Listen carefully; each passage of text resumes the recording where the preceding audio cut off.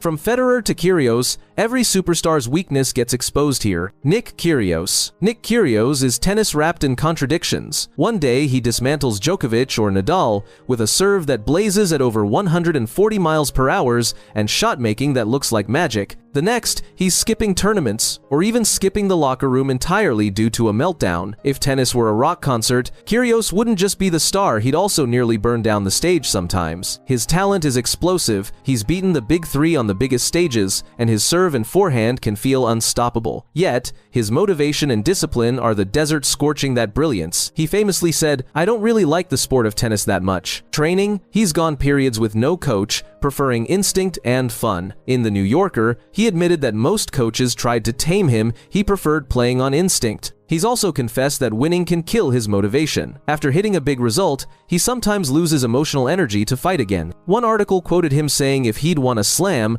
"I think I would have lacked a bit of motivation." And the meltdowns? Oh, those epic explosions. He's thrown rackets, smashed chairs, and raged over towel colors. One fine example. At Cincinnati, he got fined and nearly suspended for publicly losing it at an umpire, splintering a racket and spitting in frustration. But that wildcard energy that maybe he'll win or maybe he'll walk off is exactly what makes every match he plays both electrifying and unpredictable. But that same unpredictability makes building consistent success nearly impossible. Roger Federer is often hailed as the brushstroke behind the art of tennis grace, precision, and effortless power. He accumulated 20 Grand Slam titles, held world number 1 for 310 weeks, and notched 103 ATP titles. But what's rarely talked about, his backhand, especially against heavy topspin, was his kryptonite for a long stretch. Federer wields a signature one-handed backhand, rare in a sport where two-handers excel at taking on soaring, high-bouncing balls. Nadal turned this into a weapon. His massive lefty topspin forehand bullied Federer's backhand on clay repeatedly. Federer's record at the French Open against Nadal was 0-4 until that 2009 breakthrough. Overall, their head-to-head shows Nadal leads 24-16, especially crushing him 14-2 on clay. In the epic 2008 Wimbledon final, dubbed one of the greatest matches ever, Federer lost to Nadal 6-4, 6-4, 6-7, 6-7, 9-7 after 4 hours 48 minutes, often scrambling on his backhand under relentless high-bouncing forehands. Nadal himself has explained that he would aggressively target Federer's backhand,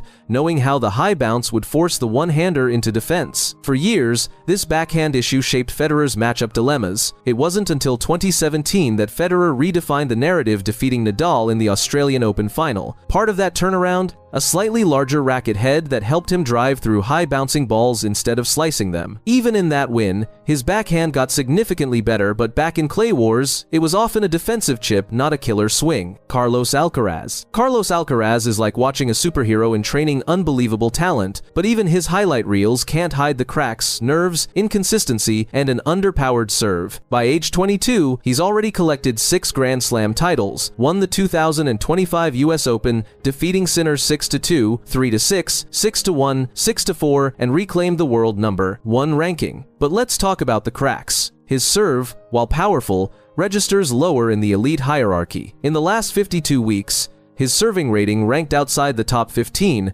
landing at only 16th place, with just 4.9 aces per match. Compare that to Sinner or Zverev, averaging 8+ aces, and you see the gap. Nerves? Oh, they've tripped him up too. At the 2025 Indian Wells, he was gunning for a rare three-peat but blew the first set 6-1, struggled through the second, and eventually lost to Jack Draper in 3. He admitted afterward how his own nerves controlled the day. And yes, those occasional mental disconnects, brief flashes when his focus drifts, have cost him matches. In Doha 2025, he lost to Jiri Lehecka despite holding multiple set leads. That match saw 31 unforced errors, proof that even Alcaraz can mentally check out. Rafael Nadal isn't just a tennis player, he's a gladiator wrapped in tape, hobbling into battle and somehow still walking away with trophies. Let's be real, the man basically owns Roland Garros. 14 French Open titles, 112 wins, and just 3 losses on the Paris clay. That's not dominance, that's dictatorship. He's one of only 2 men ever with a double career, Grand Slam, the other is Djokovic, and he's collected 22 majors overall. But here's the catch. Rafa's intensity has always come at a price, and the bill has been his body. From chronic knee tendinitis that first flared in 2005, to recurring foot injuries, the Müller-Weiss syndrome that nearly ended his career in 2021, to wrist and back issues, Nadal's medical record reads like a surgeon's shopping list. At one point, commentators joked his injury list was longer than his draw sheet. Remember 2012? He won his 7th French Open but then couldn't play for 7 months after his knees gave up. In 2014, he withdrew from the US Open. In 2016, his wrist forced him out of Roland Garros mid-tournament, the first time ever he pulled out of a slam he started. His ability to recover bordered on myth. At the 2022 French Open, he played the entire event on numbing injections, then won the title.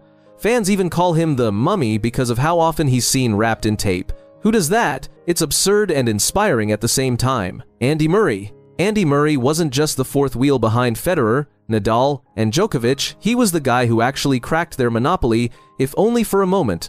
Murray delivered in 2012, taking the US Open, then went on to win Wimbledon twice, 2013 and 2016, finally ending Britain's decades-long drought.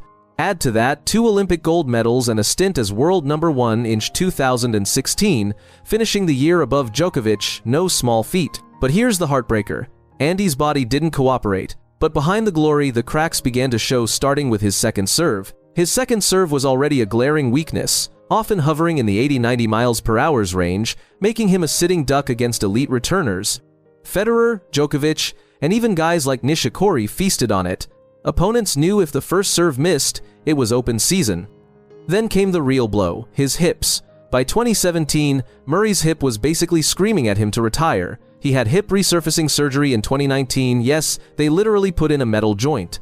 Most players would have hung up the racket, but Murray came back, grinding out matches with what he once called a piece of metal in my hip. The emotional climax? The 2019 Australian Open, where Murray broke down in tears, saying he might not play again.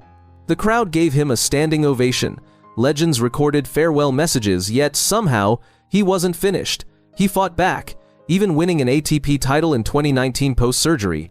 But the player who once challenged the Big Three now had to wrestle with his own limitations. Novak Djokovic. Novak Djokovic is the closest thing tennis has ever had to a machine. 24 Grand Slam titles, more than Federer and Nadal, over 400 weeks as world number 1, and at one point he literally held all 4 majors at once, something even Federer and Nadal never did. His return of serve is the best in history, his flexibility makes him look like he's made of rubber bands, and his baseline consistency can make opponents feel like they're trapped in purgatory. But even machines glitch. Djokovic's greatest weakness? His temper. For a guy who meditates and swears by yoga, gluten-free diets, and visualization, he has an explosive side that can undo him in seconds. The most infamous moment came at the 2020 US Open, when he accidentally smashed a ball into a line judge's throat. Boom defaulted from the tournament, despite being the heavy favorite. He's also destroyed more rackets than some players have career wins, and his death stares could power a horror movie franchise. Now add age to the mix.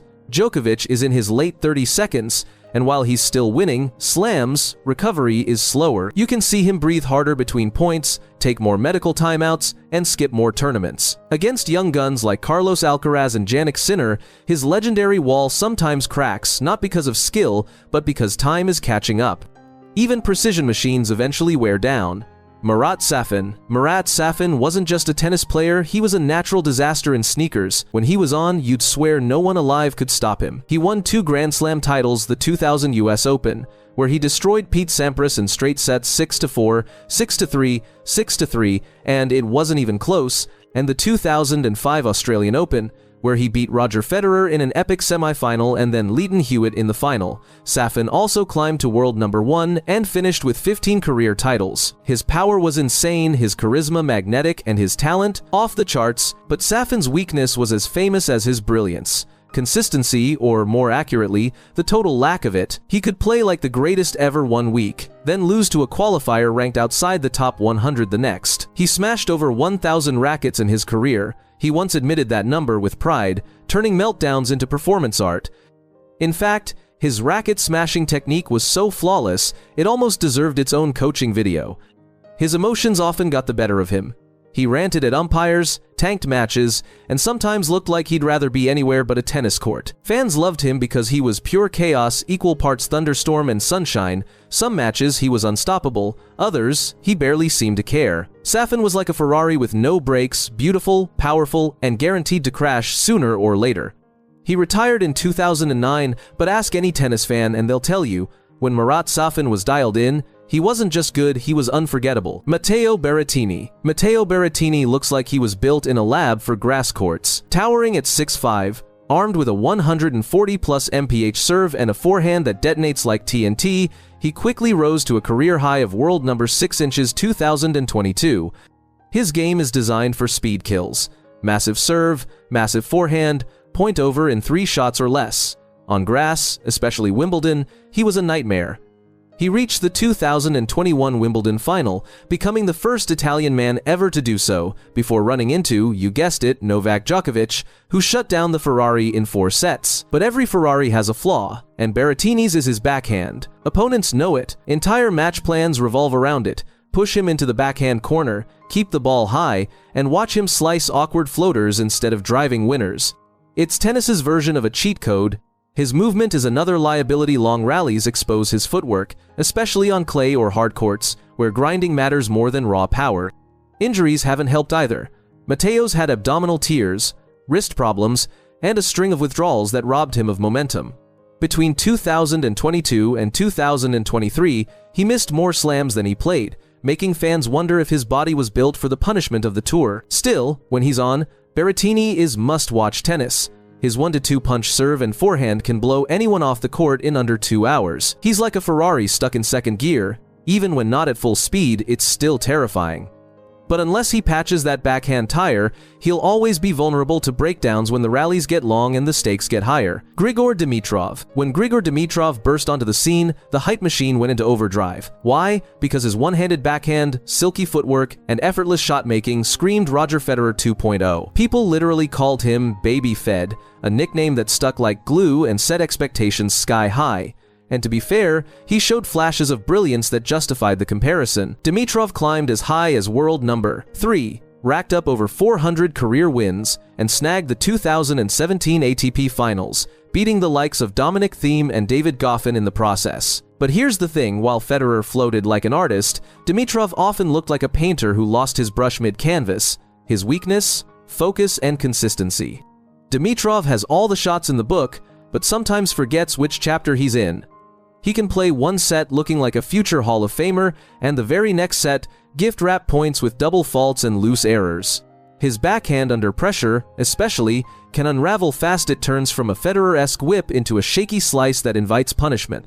Take his Grand Slam record. Despite all that talent, he's never gone past a semifinal at the majors, with his best runs being at Wimbledon 2014 and the Australian Open 2017, both halted before the finish line.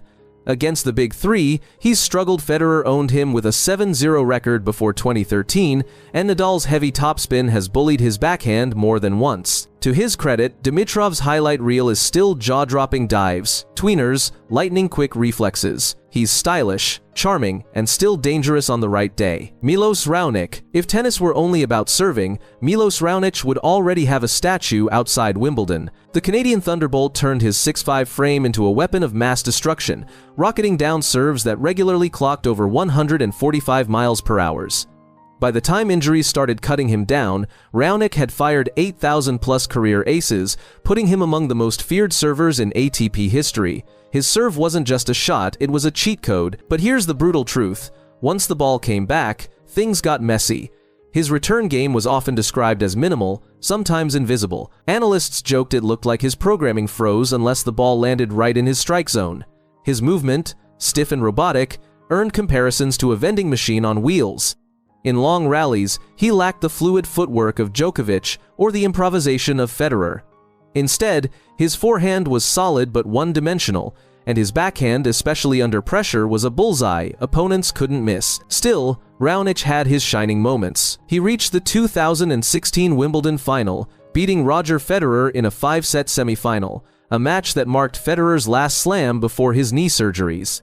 That season, Raonic rose to world number 3, becoming the highest-ranked Canadian man in history at the time. He also carried Canada to the 2013 Davis Cup final, proving he could anchor a nation, but injuries derailed what could have been more. A recurring hip problem, Achilles tendon issues, and endless fitness struggles left him unable to keep up with the relentless baseline wars of his generation. In the end, Raonic's career became the story of a missile launcher with no backup plan, deadly in short bursts, doomed in drawn-out battles.